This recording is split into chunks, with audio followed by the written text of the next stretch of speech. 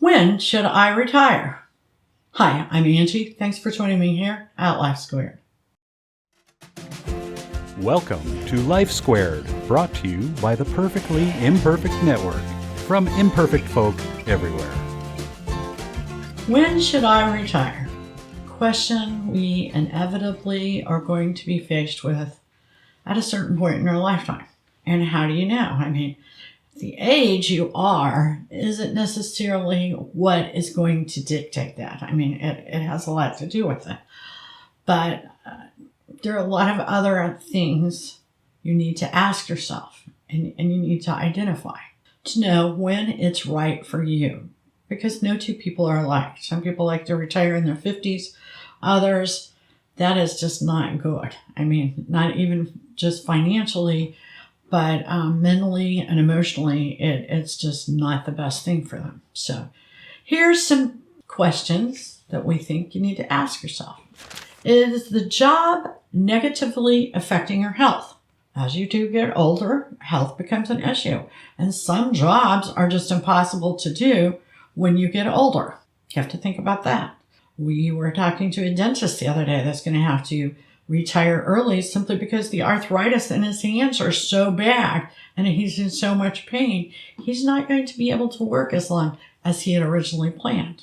Number 2, you become disinterested in the job or the clients or whatever it is you do. When you become disinterested, it may be time to move on into retirement. And retirement doesn't necessarily mean you don't work anymore or you don't have a purpose. It just means that it's time to move on. Number 3, you're burned out. You've worked a place for many, many years or done a job for many, many years, and you are absolutely burned out. Number 4, this has a bearing. You have enough money to retire. You know, that unfortunately has a lot to do with when we can retire. Can we afford to? Can we live our life reasonably enough that our money is not going to run out? Number 5, no debt. You need to get rid of your debt because when you move to a fixed income, it is best not to have debt.